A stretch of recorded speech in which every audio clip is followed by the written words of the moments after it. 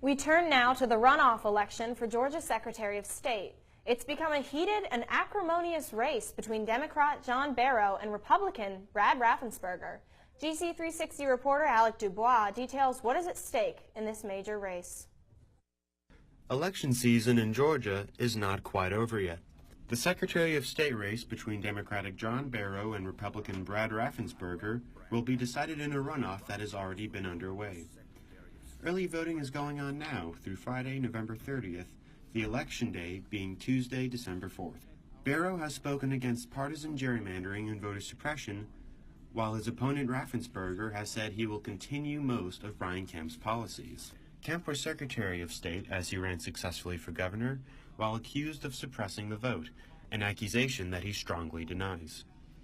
A major topic issue in the runoff is the Kemp policy of canceling registration for people who haven't voted in a long time.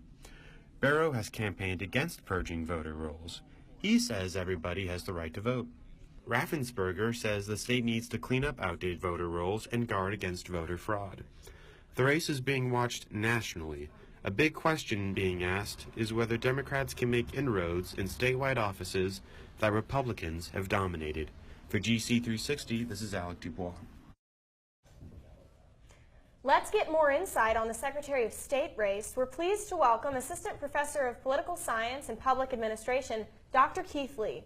Thank you for joining us here today, Dr. Lee. Absolutely.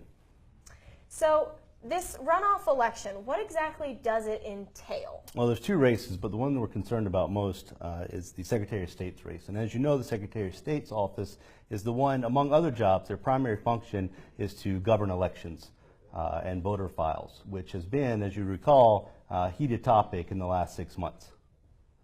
So, with the Republican candidate, Brad Raffensperger, and John Barrow running on pretty different ideas. Barrow running on the idea that we should be working against voter suppression, and Raffensperger running on the idea that we should be working against voter fraud. As a political scientist, are both of these issues really salient? What is the research saying on the concern for fraud and suppression? Well, there's overwhelming research on the issue of voter suppression, particularly after the Shelby County v. Holder Supreme Court decision in 2013. So John Barrow certainly makes some fine points. On the other hand, there's very little evidence in the literature to suggest that voter fraud is occurring. In fact, we do know that it does occur, but the numbers are very small. So it's not, while it's a great talking point, it's not something people should be worried about. All right.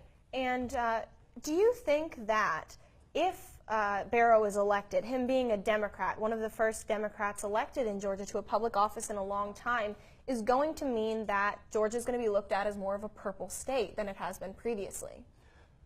I would caution voters to put any emphasis on this election, not to do that, because this is a very special election. One, we know that special elections, by their title, don't necessarily give us a window into the future.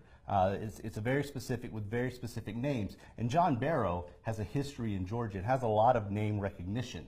So if you look at the numbers from the November election, the reason Barrow is in a runoff instead of Stacey Abrams or Sarah Riggs Amico is because of that name recognition that helped drive him in the numbers. And do you think that given the November election, given the possibility of Barrow being elected in this, do you think Georgia is going to be treated on a national level as more of a purple state and less of a Republican stronghold than it has in the past? Absolutely. In 2008, there were two states that lost for President Obama that he lost, and the first one was Montana. That was the closest state that Obama lost to McCain, Georgia being a distant second.